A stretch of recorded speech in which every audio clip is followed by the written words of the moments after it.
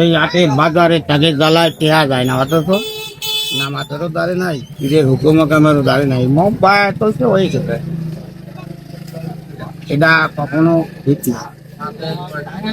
মুড়ি ধরছো বাবা, তুমি এখন ইয়ং বয়সে তুমি মুড়ি ধরছো, তোমার আর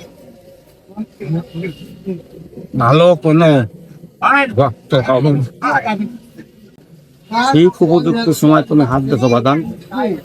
আল্লাহ পাক রব্বুল আলামিন এমনি কোরআনের ভিতরে বলছে যে যৌবন বয়সে যে ইবাদত বন্দেগী করে সে আমার সাথে দোস্ত করে, কোরআনের বছর। আর আমি কেন বললাম বাবা তুমি উপযুক্ত সময় হাত দিছো।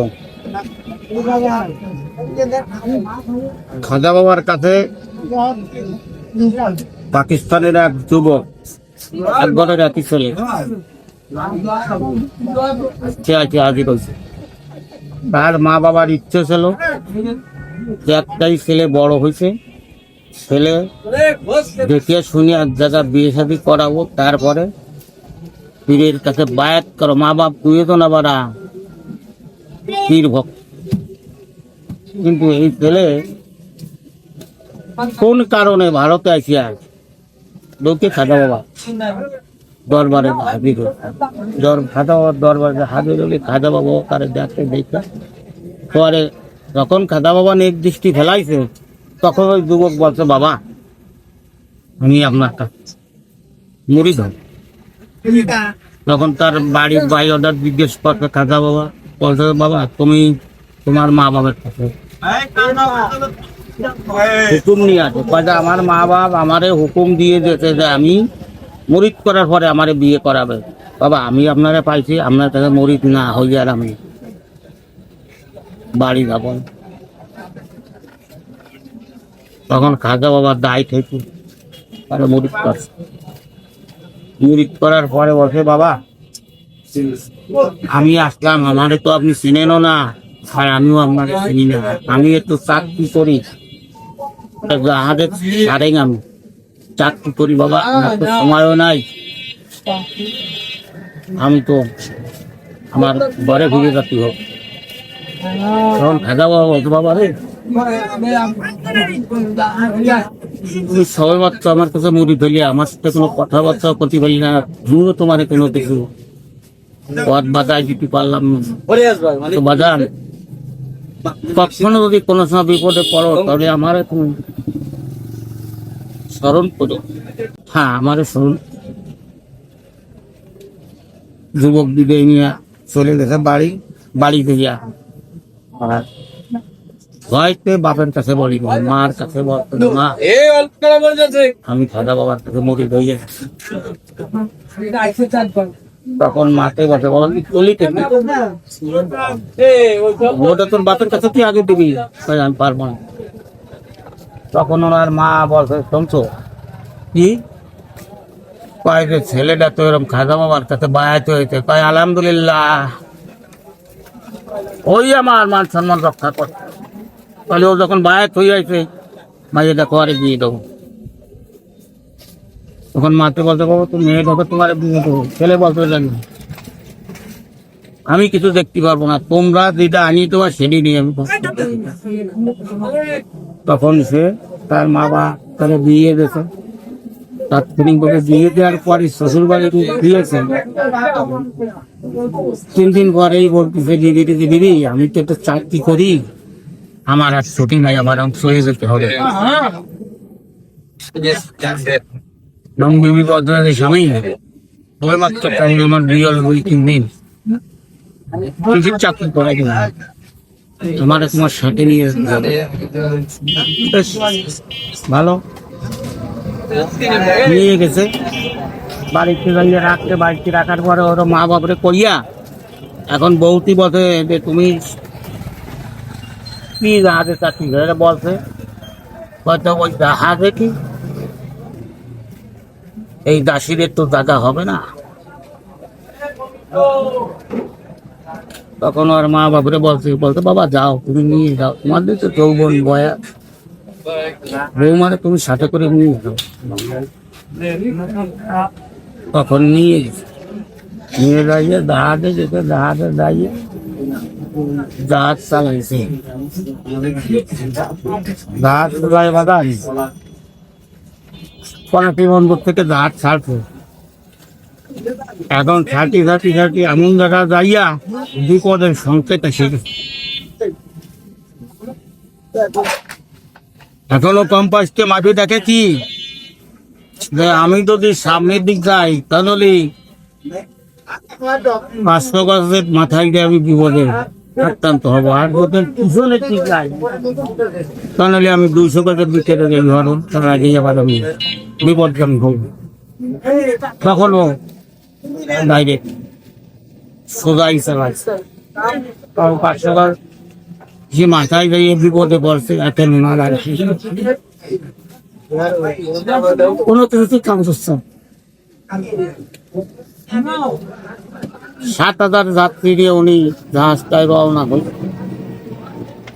এখন এই 7,000 ওনার 2 জন, আর কিছু নাবিক আছে না, বাবার জন্ম তো ওনার হাতের পরে।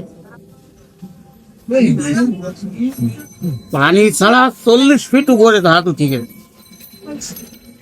না, হালির বলতে যতদূর নিচে কাজ হচ্ছে না। তখন উনি ওই কথা ওনার স্মরণ করে গেছে, আমার খাজা বাবা তো আমার এই কথা বই। তখন উনি ওনার ওই ভূমি গাইয়া ওই খাজা বাবার শিক্ষা দিয়েছেন, ওরে বাবা তুমি তো আমার এই কথা বলছিলে। তখন খাজা বাবা সঙ্গে সঙ্গে ওনার বিপদ মুক্ত করেছে। কিন্তু ওই দেয়ালে খাজা বাবা করে কেটেছে। তখন ওনার বউতে বলতেছে, স্বামী তুমি বেমালুক হয়ে না, আল্লাহ একজন আছে। তখন দুঃশালা শয়তান করে দেয়, মানে খাজা বাবা তো যখন ঠিক কেটে তখন তো খাজা বাবা সঙ্গে সঙ্গে ওনার সামনে হাজির হয়ে গেছে। বেবি আর কোনো কথা বলেন যে দুঃশালা শয়তান তুই সরিয়ে দা। বিপদ থামানির পরে বলতে, স্বামী আমি এমন কি অপরাধ করছি আমারে তুমি এই কথা বলিয়া? আমি আমার খাজা বাবারে নিয়ে এমন একটা স্তরে ছিলাম, তুমি সেই জায়গা যাইয়েই আমার খাজা বাবারে সরাই দেবে। তুমি যাতে এবার খাজা বাবা সরে গেছে, যার জন্য আমি তোমার বলছি শয়তান একটু সরিয়ে দা। তখন ওনার স্ত্রী ওনার পায়ে পড়ে বললো যে তোমার এই খাজা বাবার কাছে আমার বায়াত করাও। ওই দিনকে যদি ওই বালক মুরিদ না হতো, কি অবস্থাটা হতো বাবা। দুনিয়ার খেলা আর পরবারের যে পরিস্থিতি, মানে কঠিন প্রশ্ন তুমি করে ভালো যাবো। 1400 বছর আগে রাসূল বরদান এসো, রাসূল পাক সাল্লাল্লাহু আলাইহি সাল্লামের যা কিছু হলো সবই মওলা আলী হুসেন। এখন এই ছোট্ট পথের সন্ধান না নিয়ে যদি আমরা চলাফেরা করি, আর এ জায়গাতে কি পাইছি কি হয়েছে এটা বাবা দেখাতেও পারবো, বলতেও পারবো। এখন বড় হয়েছো, সবকিছু বোঝো, যেহেতু কোনো একটা আলেম ওয়াজ করে, চোখ দিয়ে দেখে তো পানি আছে নাকি, কিংবা তোমার সাথে কয়টা কথা কইছে আমার অবস্থাটা কি হচ্ছে। রাসূলের যদি যে তরিকত না নেছে সে তো এগুলো বুঝবে না, বুঝবে না। আর একটা বিষয় বাবা, হযরত বিল্লাল হাবশী কি ছিল কি হলো, শুধু রাসূলের ভালোবাসা প্রেমের কারণ। হুজুর পাক সাল্লাল্লাহু আলাইহি সাল্লাম বিল্লাল আযান না দিলে আযান হতো না, এটা তো জানো ইতিহাস। তা হুজুর পর্দা নেওয়ার পরে হযরত বিল্লাল হাবশী সিরিয়ায় চলে গেল। 7 থেকে 8 মাস পরে বলতেছে, "এ বিল্লাল, তুমি কেন আমার জিয়ারতে আসো না?" আমি তো থাকতে পারতেছি না। সেই সিরিয়া থেকে আবার হাঁটি আসতে এখন আসিয়া মদিনায় রওজায় মাথা ঠোকাই ঠোকাই কাঁদতেছে। আর মধ্যমরা বলতেছে যে আজকে এই যে বিল্লাল আইছে মদিনা। এমতো অবস্থায় আসরের আজানের টাইম হয়ে গেল। সবাই বলল যে বিল্লাল, মিনারায় উঠে আজান দাও। আর বিল্লাল বলল যে না, আমি আজান দিতে পারবো না। তখন লোকে বলল, কেন আজান দিতে পারবো না? কাজে আমি আজ আজান দিলি, নবী আসতো, এখন আমি আজান দিই, আমার নবী আসতো, তোমরা পারবো আমার নবী আনতে? অতএব আমি আর আজান পারবো না। তখন সালমান ফার্সি ডাকে বলল, কারোর কথায় বিল্লাল আজান দেবে না, তোমরা যাও ইমাম হাসান হোসেনকে ডাকি আনো। ইমাম হাসান হাসান যদি বলে তখন বিল্লাল আজান না দিয়ে পারবেন। তখন হযরত ইমাম হাসান হোসেনকে ডাকি আনলো। হাসানও কিন্তু দেখেই না। হাসানের বুকের ভিতরে যাইয়া কান্দিয়া ডক ফাটিতেছে। আর হাসান খালি বিল্লাল ধৈর্য ধর, ধৈর্য ধর। হোসেন বলছে, বিল্লাল ও নানার মধ্যে কতদিন তোমার আজান শুনি না, নারায় আজান দাও। এখন তো আর বিল্লালের উপায় নাই। আসলে নাতিন যেমন বিল্লাল মিনারায় উঠে আজান দিয়েছিল, কিন্তু আজান শেষ করতে পারিনি। ইতিহাস তো বোধহয় বাবা জানো। কারণ এই যে সোরারা আজান দেয়, সোরারা নামাজ পড়ায়, সোরারা মিলাদ মানে না, সোরারা আরো কয়টি রাসূলদের মানুষ আমরা সেই এর সাথে নামাজ পড়ে।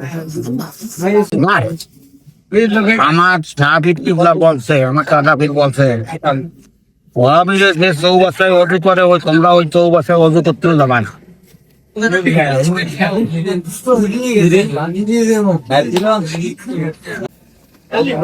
আবার বিশ্বলি খাজা বাবা ফরিদপুর কুদ্দুসের আজিজের রহমতুল্লাহ আলাইহি, তাকে এই ওহাবীরে তার জন্য কত ফন্দি ভান্ডা কত কিছু করছে, পারিনি। শেষ সময় ওনারে বাহাদের জন্য বাহাদ দিল ফরিদপুরি এক জায়গা। কারণ মৌলবীরা ওনার দলে লোকজন সব আদি রয়ে গেল, হুজুর এক ওরা টিকারা বটকারা সব। পরে ও বলছে, হুজুর আপনি তো এনে একা, আমরা তো কেউ নাই, তা বাস করতে হলে তো একজন সভাপতি লাগে, তার সভাপতিটা আপনি নিয়োগ করেছে। হুজুর বলছে যে না বাবারা, তোমরা মেলা মানুষ তুমি ভাই করো, কয় কি যে না আপনি করেন, আমাকে সব আমাকে লোক করে। তা হুজুর বলছে যে ওই ছেলেটা সভাপতি, ছেলেটা তো বোবা, ছেলেটা বোবা। এই যখন বলতো ওই ছেলেটা সভাপতিকে দেখাই, এই নাকি আপনি হিসাব হইতেন, ওদের জন্মগত ভাবে বোবা, ও আবার কি সভাপতি হয়? তখন ওরকম দিলে হুজুর বলতে তো না, ওই কি সভাপতি। তখন দুটো কথা বলতে মানে, তখন হুজুর বলছে, বাবা তোমার নাম কি বলো? 2 বার বলার পরে ও বলিনি। পরে বলতো, বাবা বলো যে তোমার নাম বিল্লাল।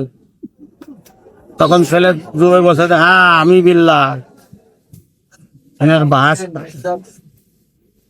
বাবা আমি যে তরিকারই হই, আমি তরিকাতের লোক, আমি তরিকাতের লোক বলতে ভালোবাসি। তার তরিকে সবার সাথে দল জড়িত আছে, আমার আছে না বাগান? তোমার তো দেখি আমি বুঝতেও পারিনি যে তুমি তরিকাতের লোক। তুমি তো আমার এই সুরত দেহে কিনে ফেলাইছো, আমি তরিকা ছিলাম বাবা, তরিকা ছাড়া উপায় না। বাপ মা তারা দুনিয়া এরকম আসা যায়নি। আল্লাহ রে, আল্লাহ প্রতিনিধি ছাড়া সম্ভব না। হাদিস দলিল পড়তে হবে, ইংলিশ ইসলামের গ্রামার পড়তে হবে, তাহলে তুমি যদি কিছু বুঝতে পারো। আমার নাম মোহাম্মদ জানিয়াল হোসেন। এই যে স্কুলের পিছনের বাড়ি, এমন একটা সময় মানে বলিয়ে বোঝাতে পারবো।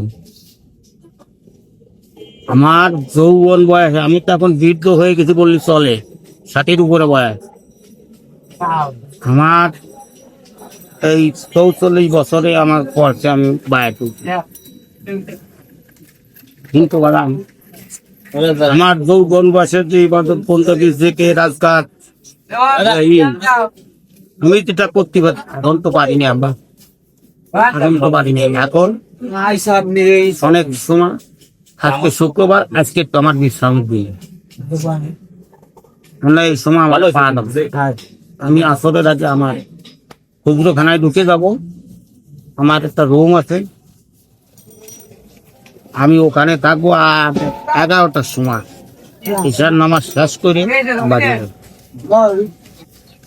নামাজ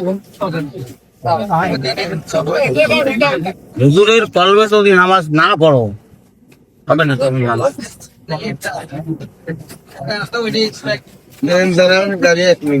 হবে না।